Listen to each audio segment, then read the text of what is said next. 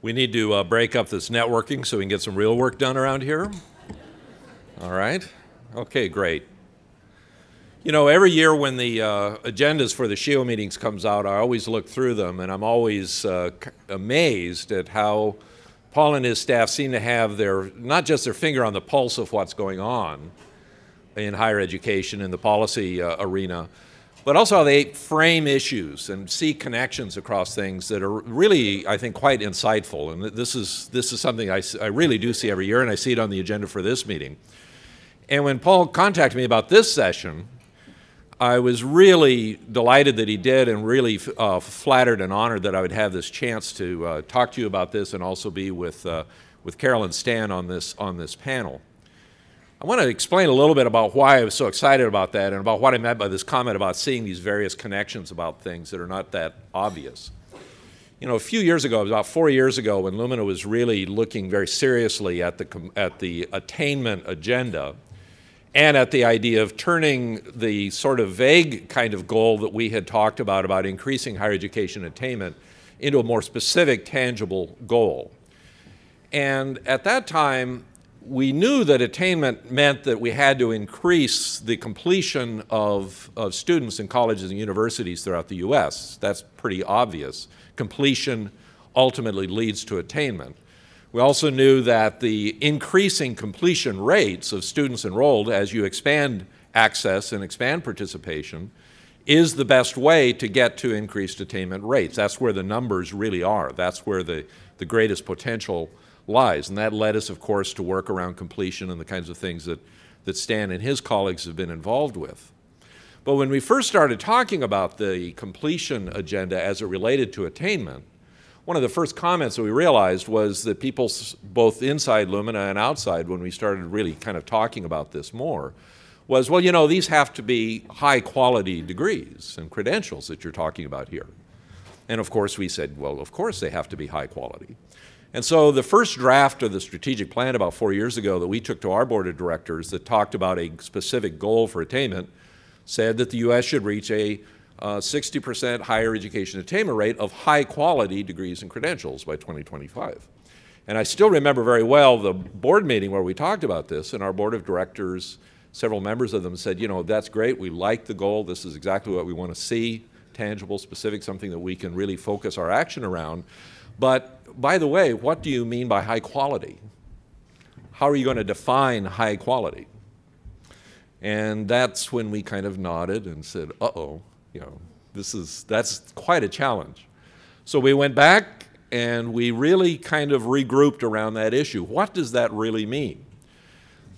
What does high quality mean in higher education when you talk about degrees and credentials, the outcome that we're in fact measuring progress against, in which our students, of course, are focused on receiving, the kind of the currency of the realm, if you will. What does high quality mean in that context? So what does that have to do with the move to increase attainment by increasing completion and participation? That's really the challenge, and that's what this session is about. I'll just say that obviously this led us in some very, very interesting directions. Aside from the amazing work that Stan has been involved with to really define the completion agenda in states, we also realized we had to understand this question of quality, particularly in terms of learning and degrees and what that really represents. It led us in some very interesting and unexpected directions. It led us to understand the sort of economic forces that were behind the need to increase attainment in many ways, the workforce demands, the emergence of the knowledge economy, and the skills and knowledge that are required increasingly in this economy, which led us to people like Tony Carnevale and his colleagues at Georgetown University, who began to document that, in fact, yes, the knowledge economy is demanding a broad-based set of learning, most of which, in fact, is less about sort of specific occupational skills than it is about higher level thinking skills, reasoning skills, abstract thinking skills, communication skills, the kind of skills that we love to think about in terms of liberal arts education. Well, that led us to Carol and her colleagues at the American Association of Colleges and Universities, who are, of course, the national champions for the liberal arts. When we began thinking, I'll speak very honestly, when I began thinking about a need to increase higher education attainment because of the emergence of a global knowledge economy, I did not think that one of our real champions in that work, one of our key partners in doing that work, would be the president of the association that champions the liberal arts and undergraduate education. But that's exactly what happened. That's, again, an example of how these sort of unexpected directions can really enrich this work. So now we're at it's not a crossroads, it's really a situation where we're seeing some marvelous progress taking place and some very, very interesting work going on with tremendous, I think, implications for the future of higher education in our country. You look at the things that we learned from exploring what was happening in other parts of the world, which led us to projects like Tuning, a very grassroots, faculty, department-based effort to understand learning outcomes. That in turn led us to the people who are already doing work like that, like our friends at the Utah Board of Regents and Teddy Safman and her colleagues, who are already doing marvelous work in that area, which we were able to connect that up again to the work on the degree qualifications profile and all of this other work that just ended up being very, very rich and very, very connected. So that's a long sort of introduction to this session and why I was so excited to have this chance to really explore in depth with, I think, the two experts in the country and in these respective issues. Number one, the completion agenda, and what does it really take to increase completion in colleges and universities, and two, the learning agenda, and what does completion really mean in terms of the outcomes for students and the skills and knowledge that they really need out of all of these degrees and credentials that they're going to get. I don't think I really need to go through long-winded introductions. Both of these people are well known to all of you, as is their work, which speaks for itself. So we're going to start with Carol.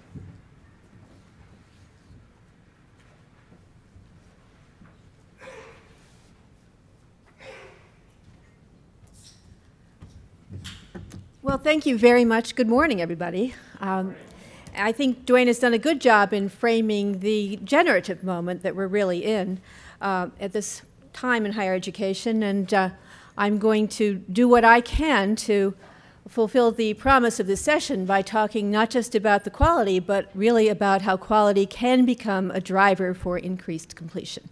And this is a topic that really deserves hours and hours. I have about 20 minutes.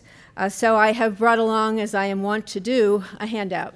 Has everybody found this handout on your table somewhere? I will be referring to it, and things that I don't have time to go into are captured in it, and I left one for each of you as well.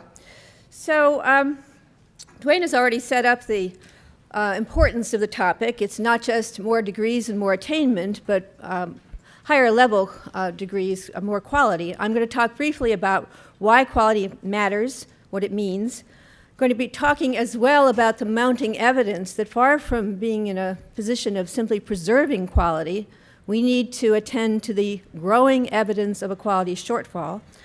I'm going to make my own best recommendations about where I would put my energy if I were in a policy role in one of the states or SHIOs. And I will talk briefly about the way in which the degree qualifications profile, one of our new tools, can be used to design purposeful educational pathways that, in fact, do double duty. They increase the learning, but they also are better designed to increase completion. So that's a lot to cover, and I'll try to move briskly through this.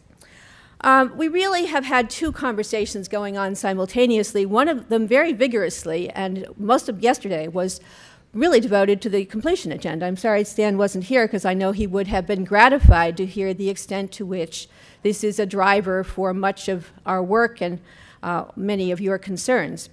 And we know what the markers of the completion agenda are. We want to see progress on access, persistence, transfer, timely degree completion. Credit hours are the coin of the realm for the completion agenda. They are the things you are all using to tell us whether or not we're getting there. And part of my argument this morning is that credit hours, while obviously necessary, are far from sufficient, and we need to have another way of looking at the other national priority, which is American capability. That's a conversation that's just coming into focus. It's another way of describing the quality agenda, but it has to do with whether or not we are positioning our society and our graduates to actually function in what Margaret Spellings accurately called this morning the global knowledge economy. We want to know not just whether they have degrees, but whether they have the kinds of learning that Duane alluded to that enable them to navigate a very complex, volatile, and fast-paced world. The markers of progress there would be students' demonstrated achievement of expected learning outcomes. And that's the area where we have a huge amount to do. And we need to be concerned with the evidence that a lot of students aren't getting those competencies. So as we think about merging the two priorities, I want to argue that we ought to shift our language. We should be talking not just about completion or attainment, but about completion with demonstrated achievement. That ought to be our national goal. That ought to be the focus of our attention. And that's where I'm going to be spending my time. Now, that, of course, leads directly to the question, well, what are these skills and forms of knowledge that are needed for success? If you know AAC&U, and I think most of you do, you will know that I have a lot to say on this, most of which I am not going to say. A good education is focused simultaneously on preparing people for the economy, for democracy, for global community, for lives of meaning and purpose, what the Asians are calling whole person development. In the interest of time, I'm just going to focus on the economy, even though we all know it's not just the economy, stupid. I'm going to look at what employers are telling us they would like to see our graduates bringing with them as they move into the economy. And this is where we go to our first page on the handout. If everybody has this, I've given you some of the snapshots from our employer research. And on this PowerPoint, you have 3 formal studies that we've released over the last several years, each of them based on national surveys with employers. We've also commissioned focus groups. We've had dozens of conversations with employers around the country. I'm synthesizing a whole lot of information in a short period of time. The key message here is that employers are demanding more, much more. It's not enough to just have more people who have degrees for those jobs that require post-secondary learning. They're also asking us to send them people who have higher and broader levels of learning. And they particularly make that point. This comes out in the small group discussions in one of our surveys. It's not that people they're hiring don't have the skills to do the job they were hired for. They largely do. What they don't have is the skills to be promoted. And that's what they're telling us. You're getting them in the door. You're not giving them the wherewithal to go the distance. This is from our last survey, and we're going to field another one this fall, I should tell you. In that survey, 91% of employers said that they are asking their employees to take on more responsibilities and to use a broader set of skills than in the past. And they are especially interested in the kind of skills that enables the employees to work across functional boundaries, to get out of their own discipline, whatever it is, and work with people from other backgrounds. They say that the problems that they're facing are more complex than they used to be, and 88% of them said that to succeed in our business, and we took this survey in the bowels of the recession, people will need higher levels of learning and knowledge than they did in the past. This is another portrait of the whole picture from the Council on Competitiveness. It shows the declining demand for routinized skills and rote learning, and the fast rising demand for people who can deal with complexity.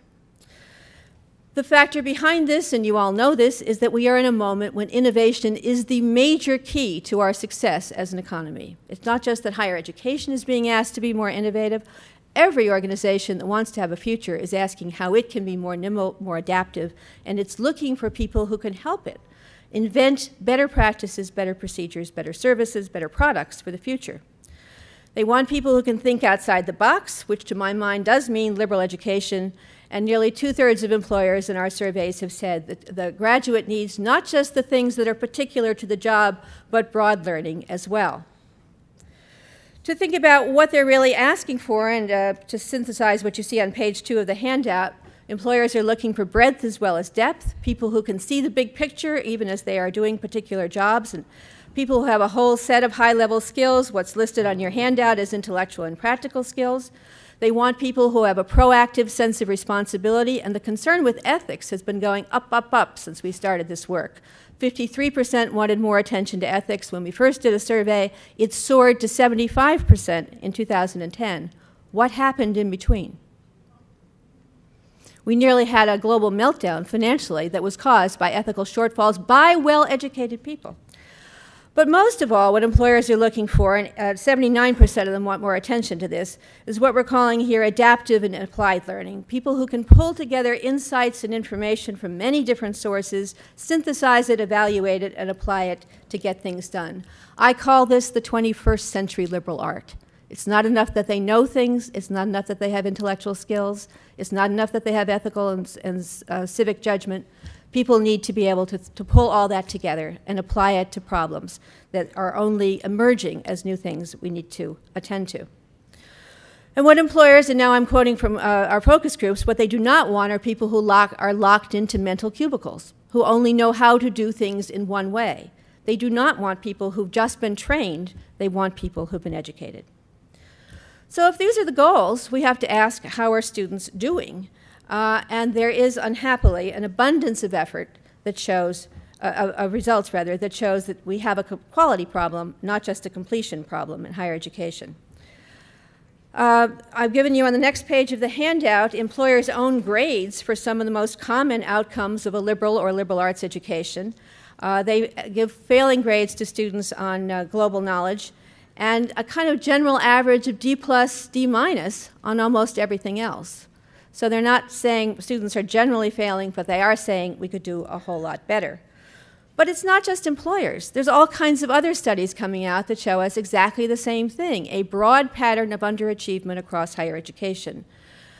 You see some of the studies that have made headlines up here. I'll just show you insights from a couple of them.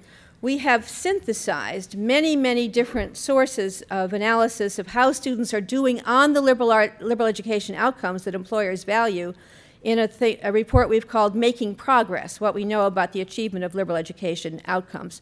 Just came out a couple of weeks ago, is jumping off our shelves, I must say, and is well worth your reading. It's all organized around the outcomes that you see on page 2 of this handout.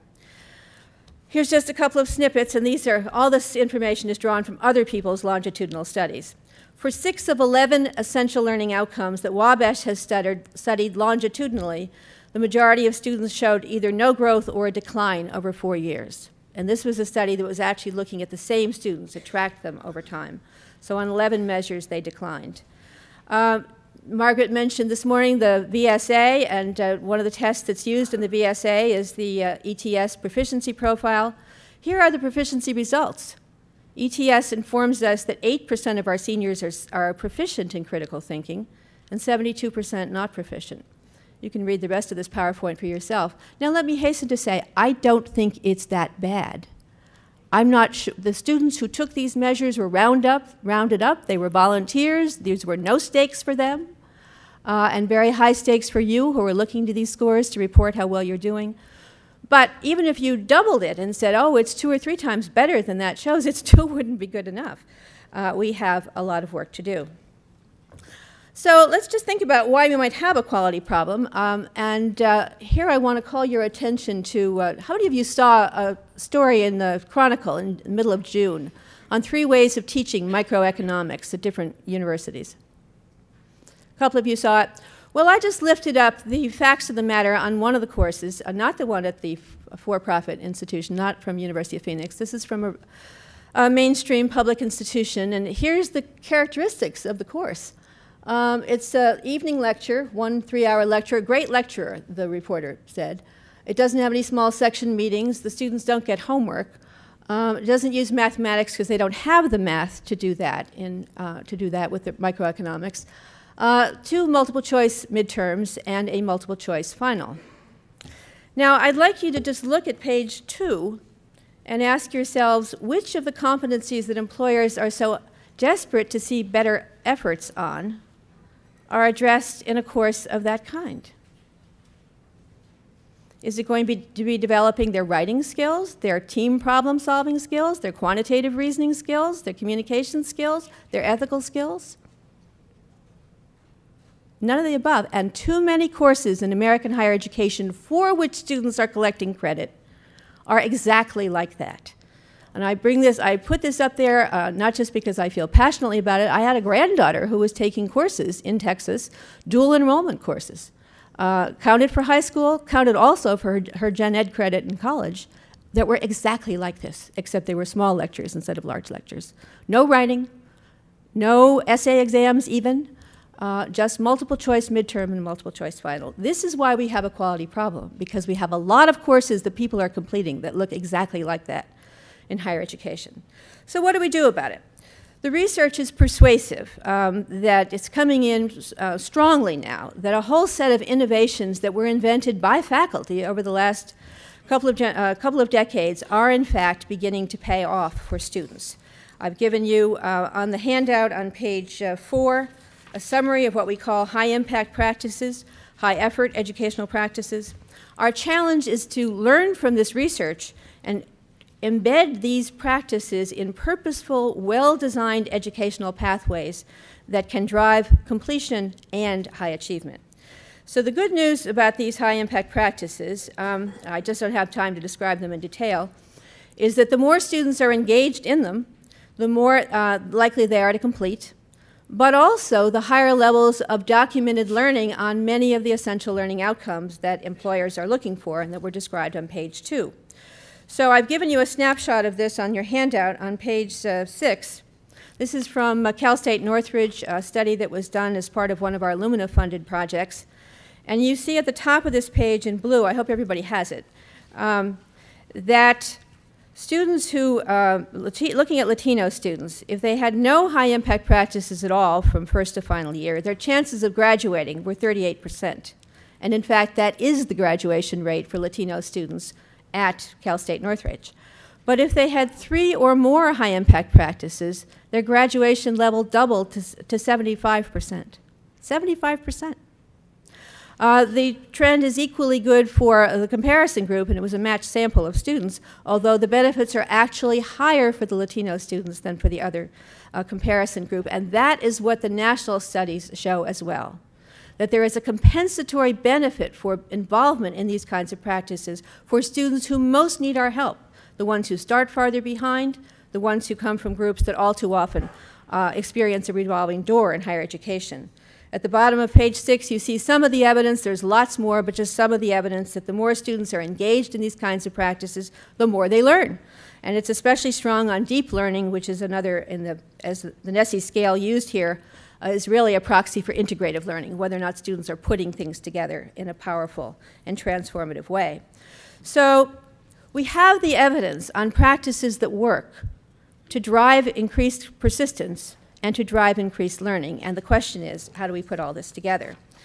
And that leads us to, and now I'm on the next page of your handout, page 6, the degree qualifications profile.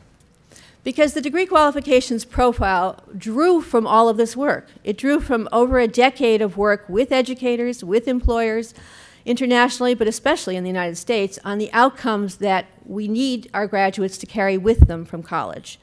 But equally important, it drew from all this evidence on high-impact practices that work to support student success. It drew on the evidence about why they work, the need for engaged and supportive community, for students to see why they were doing what they were doing, to connect their learning with larger questions and often with real-world settings, to emphasize higher-order inquiry, exploration, problem-solving, application, and to engage diversity, to engage diverse perspectives as a resource for learning. So the degree qualifications profile has kind of built into its DNA a strategy, not just for defining what students learn, but for mapping pathways with practices that are more likely to help them achieve it. Dwayne and I talked about this before we came to this session, and inspired by his discussions about, well, we need to know what the designs of these purposeful pathways look like, I took a crack at it. So page 7, I'm off the PowerPoint entirely now. Page 7, I think a well-designed pathway has goals that clarify at the system level, at the campus level, and at the program level what it is the student is supposed to be accomplishing and what we are looking for, what the student can do once she has been through a purposeful course of study. A good pathway has markers. The curriculum courses are aligned not so much at the content level, but at the assignment level. If we want students who are capable of doing research, we build research practices into the design of many courses. If we want students who are capable of integrating their learning, we design a curriculum that builds opportunities to integrate learning from many different sites and sources. We monitor whether or not high-impact practices are purposefully built into this curriculum, or whether or not the courses are too much like the one I showed you, where students are doing a lot of listening and very little intellectual work. We build assignments that matter. We build them into the DNA, not just of each course, but of the program, the beginning, the middle, and the end. And we make students our partners with us. We engage them in the question, what is it you need to get out of college? For what are you doing this? E-portfolios are one of the takeoff tools that we see springing up all over higher education. I'd like to see systems harnessing those tools to get students themselves engaged in knowing what they're supposed to be working on, where they're working on it, how they make manifest what they've achieved through their education, and what they carry with them as they transfer, as they go into the workforce, and as they go into their community. If we begin to think this way about integrating purpose and practice and students as partners, I think we'll have much higher levels of achievement for our students and much higher levels of completion with which to compete in those international rankings. Thank you very much.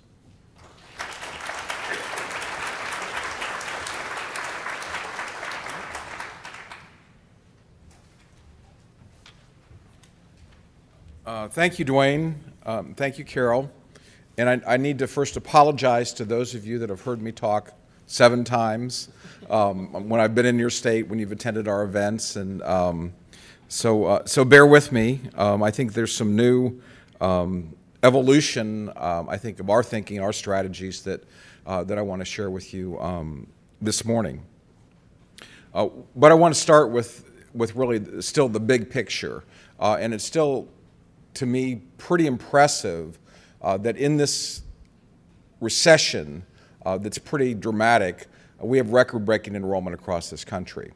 And it represents, and many of the people that are attending, that are adding these significant roles are people that are of modest means. And they've looked around and they've assessed their opportunities, and they've really said, our big bet is on going back to college. That's our way to figure out a new pathway through this time of economic stress. And that's a huge vote of confidence in higher education in this country for people of really modest means that can't afford these increasing tuition increases and increasing debt that they are willing to take on in this pursuit. And this really goes back decades, 6 or 7 decades since the GI Bill, and it's really been higher education's watchword or theme or rallying cry is access, providing access. And the country has done a remarkable job of providing access through decades, building campuses in the 60s, significant financial aid programs, significant programs for women and minority students, so much so that not only do we have record enrollment across the country, but the freshman class this year is more representative of this country than it ever has been. We have more Latinos, we have more African Americans, we have more first-generation students than we ever have in the history of this country. And so you can argue that the equity part of the access agenda has been very, very successful. Still ways to go, but very, very successful. 2/3 of the high school graduating class go to college immediately. 3/4 go within 1 year of graduation. Everybody's going to college. But it's also fair to ask that freshman class that started in this fall, if you fast forward 4 years, what's it going to look like? And we know all too well that more than half those students that start aren't going to be there, and the equity agenda that we work so hard through access to get, that's not there either. The completion rates for Latino students, for African American students, first-generation students are appallingly low. And so the access that we fought for, we've lost along the way when those students have started. One of the numbers that kind of, I saw this in 1988 when I was sitting at my desk in the Indiana General Assembly, and the number just really stunned me at the time. This was over 20 years ago now, but I saw a little statistic that essentially said that if you were born into the upper income quartile, you had a 77% chance of graduating from a 4-year college.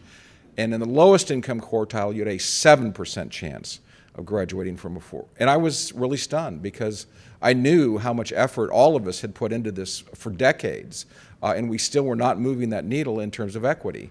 So a few years ago, I saw the same numbers, and they've not moved appreciably in 20 years. I think we maybe have 9% of the lowest quartile that are completing four-year college degrees. And again, up over 70% in this highest income quartile. And one can make an argument that higher education has not been this economic stepping stone. At least it has not been recently, and it has not been in pursuing the equity agenda. And so that's why this completion agenda is so terribly important, is how do we take that next step to make access really meaningful, that it's not an empty promise, but there's significance to access, that you have a reasonable chance of success.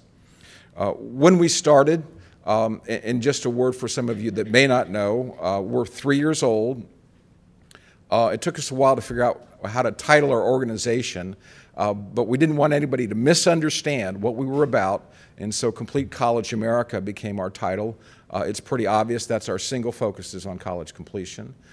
We work with states, primarily with governors, with legislators, with SHEOs, is our principal focus. But as we started, it also became clear is that we didn't have the information that we thought important to have to start this conversation. And so many of you are familiar with iPads and the deficiencies of iPads, but some of the big deficiencies are the fact that they do not report graduation rates for part-time students, which now are about 40% of all the students in the country. Surprisingly, amazingly, they don't report graduation rates for Pell students. They're very students that we've been talking about in terms of low-income, first-generation students. They can't tell you. Only recently, the federal government was embarrassed because they can't tell you graduation rates for vets. And so they were scrambling to try to figure out how to report that. Many of you have initiatives to bring, in your states, to bring adults back in. They don't report graduation rates for adult students. So significant missing pieces. And so we put together a set of metrics with the National Governors Association, with SHEO, with NCHEMS, with a number of the other, WICHE, a number of the other national state organizations, based organizations, to put together a set of 12 metrics disaggregated by race and by sex, including progression metrics, is really a way to start this conversation because we wanted it to be a data-driven conversation. It's about policy that's informed. We've collected data from over 30 states. We put out our first report last October called Time is the Enemy. I think many of you have seen that. It was a national report, but also had state information. Some pretty remarkable things, I think, came out of that report. Some things we know, and pretty obvious, some things we didn't know. I want to focus just on, briefly on, I think, our 4 levers that we're really focused on. Many of this information came out of others great research, but also the data collected from over 30 states. The first of that is remediation. It could be in any state in the country, and say 60% of students starting at community colleges start in remedial courses, and that would be true. A few places they stop me and they say, well, actually ours is higher at 70%. I think you heard the Chancellor, Cheryl Hyman, who's on our board of the City of Chicago's here yesterday, say they have 90% of their students start in remedial courses. So people are getting to know that. What they might not know, what our report says, is that a significant number of those students are recent high school graduates. This happened to me in Indiana a few years ago, but I got a call from our community colleges, and they said, well, Stan, your plan's not working. And I said, what do you mean? All my plans work. And they said, well, you've encouraged us to recruit students right from high school into college, so they don't wait till they're 25 and show up. We've done that, but we recruited them right into our remedial classes.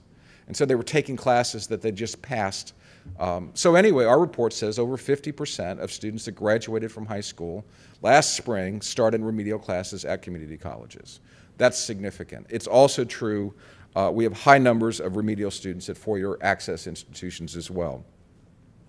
What's also surprising, research documents this, but also when we collect this data from many states, I think people don't understand this. Some people are getting it. remediation is an overwhelming failure. It simply doesn't work.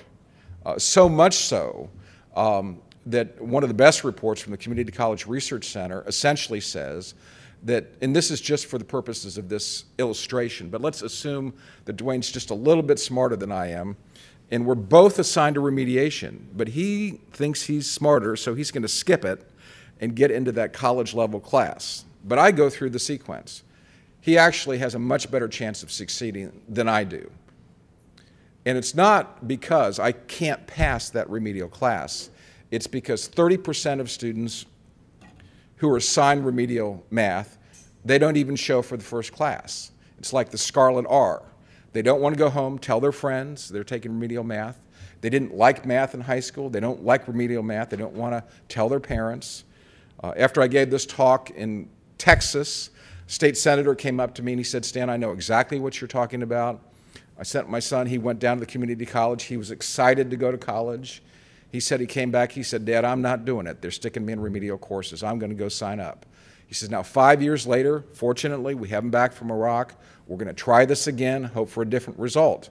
When I gave this talk, one of our interns came up to me afterwards, grabbed my arm, and she said, "Stan, you're talking about me." She said, "They put me in 00024 and then 00025 math."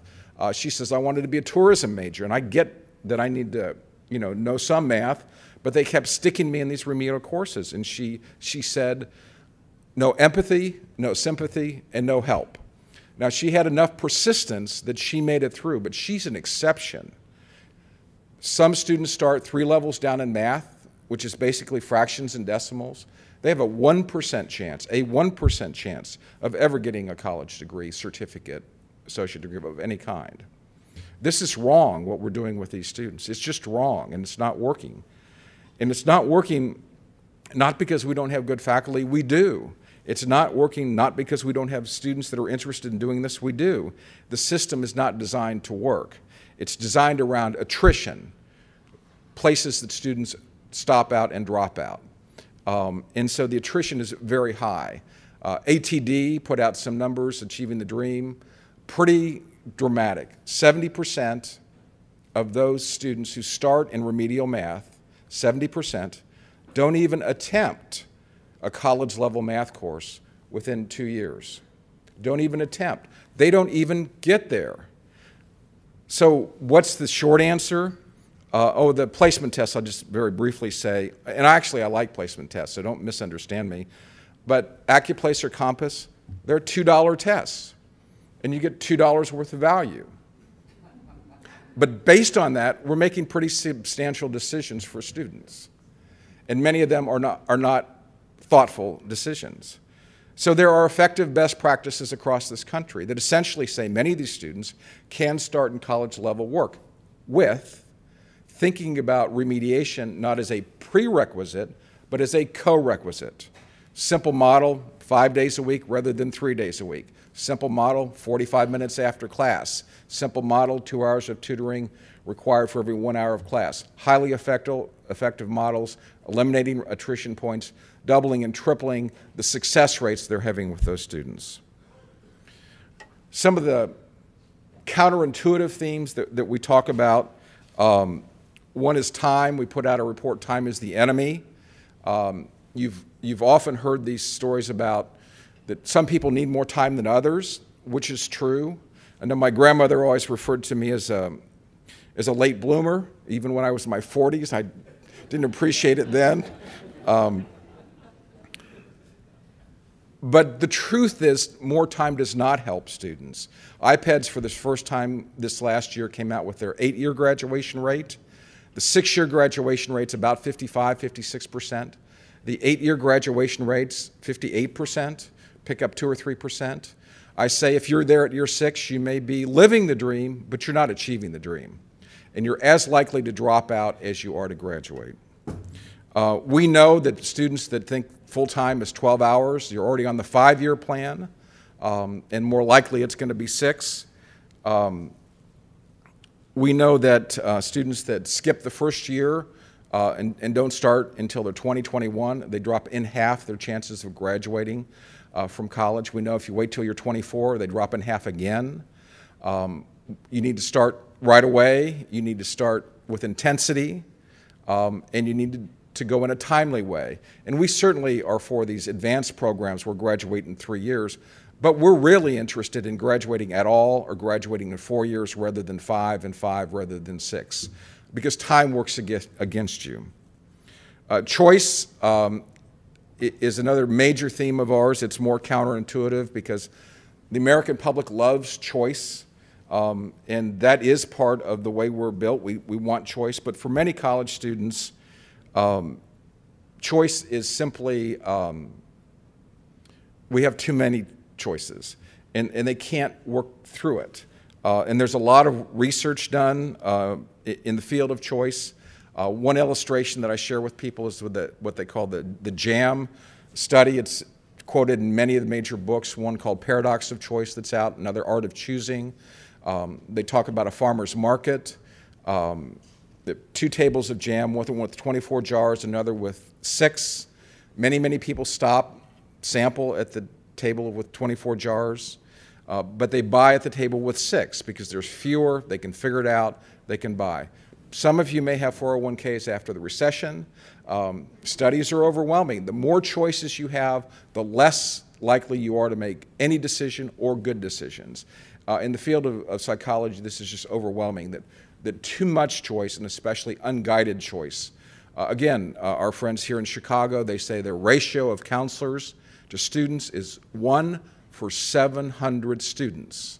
They don't sit down with their counselor and have these discussions. It doesn't happen that way. They look at the catalog, they say, what's not being offered Friday afternoon? They ask your friend, what are you taking? That's how they make decisions. They wander through the curricula, and it simply doesn't work. I went to my alma mater, Purdue University. I looked up the history. It said, well, you need to take so many courses from the core. I thought, well, this is great. They've got a gen ed core. Well, the gen ed core was over 100 courses to choose from. And then they said, take some courses from here, take some courses from here, take some courses from here, and somehow that makes a degree. So you go over to engineering, and I was an engineering student. It says, this is what you have to take your first semester, and this is what you have to take your second semester. And when you choose industrial engineering, here's your semester-by-semester plan to graduation.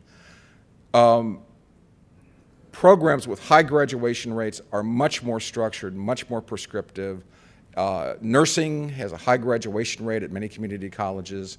You don't get to choose what course. You don't get to say, I want to skip the blood class, or I don't want to take it in the order that the nursing faculty says you want to take it in. You've got to do that. Engineering's prescriptive, medicine's prescriptive. Had an opportunity to talk to the Lieutenant Governor Simon after her talk the other night. She said, Stan, first year law school, this is what they tell you to do, and you don't have a choice. Honors programs, highly structured. So we're advocating what we call default pathways. Most colleges, they start out with saying, here's 7 to 9 broad pathways, health, education, business, and then you choose. But the courses are laid out, semester by semester plan, all the way to graduation. But more importantly, it's not just that you get an academic map or a plan, it's your default plan. You are on that plan. You don't need permission to stay on the plan, you need permission to get off the plan. Not that you can't go take an art class if you're in economics, but you need permission. And so it's a deliberative, thoughtful process. Arizona State probably does the best. They have something called eAdvisor that supports this through technology. They're showing dramatic results in terms of more students on track for graduation. Florida State University's done this for years. Ed Trust always holds them up as the highest in the country at being successful at reducing the gap between white students, Latino students, and African American students because they have this kind of plan. They also have intrusive advising, and so if you get a 2 point any semester, you have to see the counselor. If you fall behind on your plan, you have to see the counselor. If you don't take the milestone course in that semester, you have to see the counselor. But it's kind of the student's own GPS system on the way to graduation. So we're really pushing. We say students make big choices to go to college, big choices to pick your college, big choices, help them pick a major. But after that, shouldn't the faculty really know how to lay out the pathway to graduation in a way that makes sense and is holistic? And so that's the big theme that we're pushing. I did want to say one more thing about time because I think it's fascinating. I know some friends of ours from Hawaii are here. They have an initiative called 15 to Finish. Some of the ideas about encouraging students to graduate in 4 years. For students, that's a long way away. You know, if you ask a lot of, when I asked my sister, I said, what are your goals in life? She said, like, this weekend, is that what you mean? Stan, what I'm planning to do this weekend? And so Hawaii's got this 15 to finish, and they're thinking about things like maybe providing a book stipend if they complete 15 credit hours the first. One of the ones I like the best is something that another college has done called Road Scholar, R-O-A-D-S. If you are on track to graduate, you get preferred parking. Many of our campuses are commuter campuses. That's a big deal. A lot of the faculty would like preferred parking on these campuses. And then preferred registration. If you're on track to graduation, then you should move to the front of the line in terms of the course availability to keep you on track. I want to close with structure, which is even harder, I think, for people to get their heads around, but I think perhaps the most dramatic in terms of making change. And I learned this along the way. We spent a lot of time in Tennessee, and I know some of our Tennessee friends are here as well. And we visited the Tennessee Technology Centers. And in Tennessee, they took a different path 20 years ago with the development of their one-year programs at tech centers. And so the tech centers do one-year programs. The community colleges do two-year programs. 44 other states, that would be combined through community colleges. But in Tennessee, it got separated. So I had an opportunity to have lunch with Governor Bredesen. He's now our board chair, and Cheryl Hyman, who the city college is here. She's on our board as well.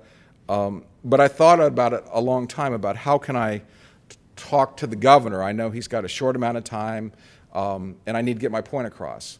So I prepared one sheet of paper with the graduation rates for the community colleges on one side, and on the other side, right next to it, were the tech center graduation rates.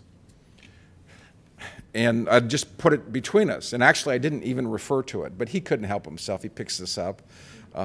He looks at the graduation rates. The community colleges in Tennessee average 14%. Tech centers average 75%. He says, tell me, I didn't know this about my tech centers. Tell me what's going on here. Are these students different? I said, actually, they're not different. Actually, they're a little bit lower income. They actually have higher minority representation. They're actually a little bit older. Now, it is true that they're occupational, but they have a 75% graduation rate and an 85% placement rate. I said the difference is how they go to school. They start at 8:30 Monday through Friday. They go till 2:30. It's block scheduled. They start with cohorts. It's a more integrated curricula. They use work keys as their placement test, but they embed the remediation throughout. You don't need to do a semester or two of remediation before you start. Everybody except the nurses. Many of these programs are like business, computer science, including the trades, would be done at traditional community colleges. And that's why they're achieving a pretty high rate, is the structure of the way they do that. And so as I talk to people about that, you know, I've tried to explain, we think of college as the traditional four-year flagship or the private liberal arts college, and only a quarter of the students go to those colleges. They don't go to the community colleges. They don't go, and for the quarter that do, that works very well, high graduation rates. But many of these other students are first-generation, part-time students, working students, and we've not organized college in a way that helps them. And the tech centers have. So people say, well, that's the tech centers, that's Tennessee. I say, fine, let's go 1,000 miles away to New York City, to the CUNY system, to their ASAP program. Now, geographically, it's a long way from Nashville, Tennessee, but it's also culturally a long way. You walk in and they'd say, Dwayne, do you want to go to school in the morning, 8 to 12, Monday through Friday, or in the afternoon, 1 to 5? You have a block. Traditional academic courses, they're just blocked. 3/4 of their students are transfer students for four-year colleges. They're not occupational students. In the first 3 years, they've doubled the citywide average, which is 25%, to over 55%. They think they're going to get to 60% in doing this. The same basic principles. They're launching their new community college this fall, and they have the same basic principles that undergird that same college. These programs can work anywhere in the country. So I want to close by saying, we start by saying our agenda is very similar to Lumina's agenda, to the Gates agenda, USA funds, to many agendas, is that we want more students with degrees that have value in the workplace, but we know that this equity gap is substantial, and we cannot close this without significant change. And our mantra for this year is really you need to think about scale, and that's why we work with states, is that we're not interested in the boutique programs, we're not interested in pilot programs, we're interested in people saying, can we do this in multi-campus systems, can we do this statewide, can we do this at scale to affect significant numbers of students. And I tell people, if you look at the numbers, we have a 10% graduation rate here at the community colleges in Chicago that Cheryl shared with us. You go to any city, they're similar. The remediation rates are dismal. We're not leaving very much behind by changing what we're doing. We can't do worse in many cases than we are currently doing. We have got to let that go and leave it behind. These are best practices. They are working across the country. They are getting dramatic returns, and we need to scale them. And we're just thrilled that we've been able to work with many of you over our 3 years to be able to start that significant process. Thank you very much.